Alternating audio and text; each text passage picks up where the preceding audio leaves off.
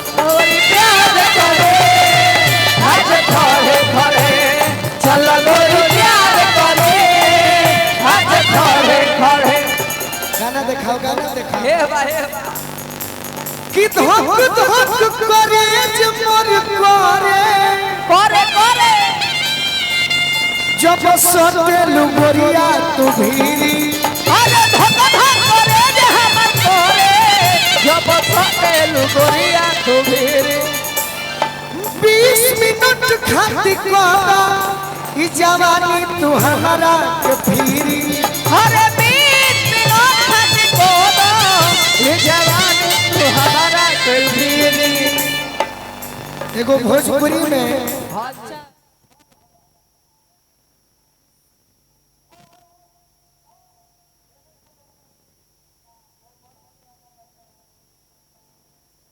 सी फल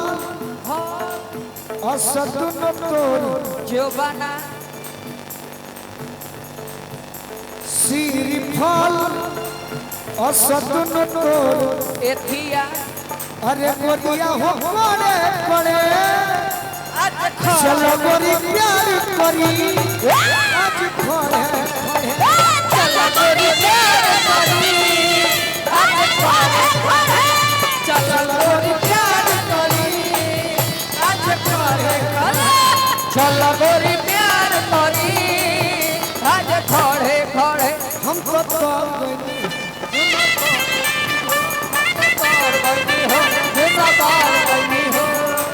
लभर के घर हमर परे लाया रे लभर के घर हमर परे लाया रे हवे से बिहार आए हरे उतर दातावारे आए हरे हवे से बिहार हो सुनर पर पैनी हो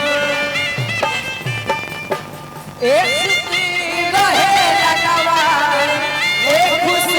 रहे लगावा सबकी आवाज दुलारे आए हरे हम लापर दुलारे आए हरे हम की आवाज दुलारे चला गोरी प्यार करी आज घरे घरे चला गोरी प्यार करी आज घरे घरे कि नैना नचा के बोला बोलो बोलो लगे कोई लर बगीचा में बोले अरे नचा के बोलो लगे कोई बगीचा में बोले ताके लू जब झटके पा मोरा मन के मुर्गवा डोले मोरो मन के मुर्गा बोले देखी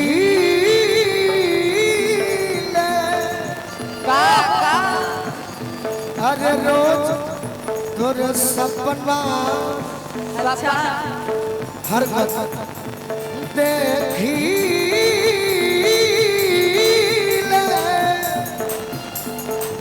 रोज तोर सपना सपना बेट पड़े पड़े चलो गोरी प्यार करी आज घरे घरे चलो गोरी प्यार करी आज घरे घरे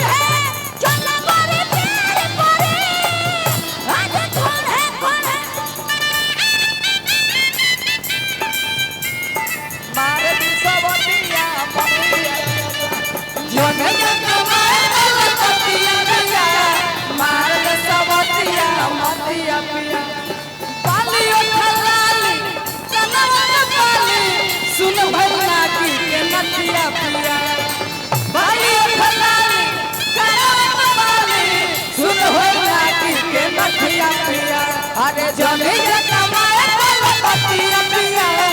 मार सवतिया मोतिया पिया जनी कमाए कलकतिया राजा मार सवतिया अरे चलो गोरी प्यार करी आज खड़े खड़े चलो गोरी आज खड़े खड़े और चल करे के बहाने बहाने मोर दिलवा न तोड़ा हो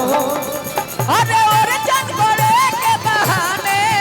मोर दिलवा न तोड़ो आज भर काम तू चलाओ चलाओ चलाओ ऐसा मुहवा न मोड़ा हो अरे आज भर काम तू चलाओ ऐसे बुहवा न मोड़ो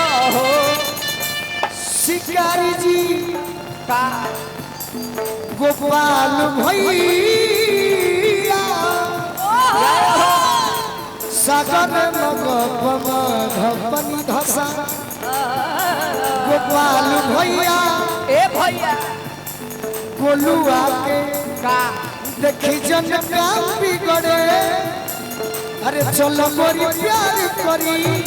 आज खड़े खड़े चलो गोरी प्यार करी आज खड़े खड़े चलो गोरी प्यार करी आज खड़े खड़े चलो गोरी प्यार करी आज खड़े खड़े चलो गोरी प्यार करी आज खड़े खड़े चलो गोरी प्यार करी आज खड़े खड़े चलो गोरी प्यार करी आज खड़े अदिति सुना है ने अब हम कहेंगे आपसे हम तारा के धन्यवाद ऐसे दिला कि तू कोनो कोनो हमारे गाने गावेलू तेकर मतलब तू हमरा के माने ली तारा के एगो गीत हम दे देतनी कि यदि कोनो मंच पर हम ना रहो तो ई गीत के गई हो तार बड़ी प्रोग्राम जबे करेला और जमी आ हम सोचले बानी कि हमार माई बहिन मुंह तोप के देखो तारी सो बाकी खुश नहीं के सो काहे काहे आज के जमाना वैसा का कही हां दी अदिति ना कुछ करी है ना कुछ हम करो बाकी हमार फर्ज बा कि कुछ ऐसा गीत होखे जोना से माई बहिन भी खुश होखे बाकी एगो गीत के बाद उहे लय हो फिरोज भैया कबर कि पालकी में होके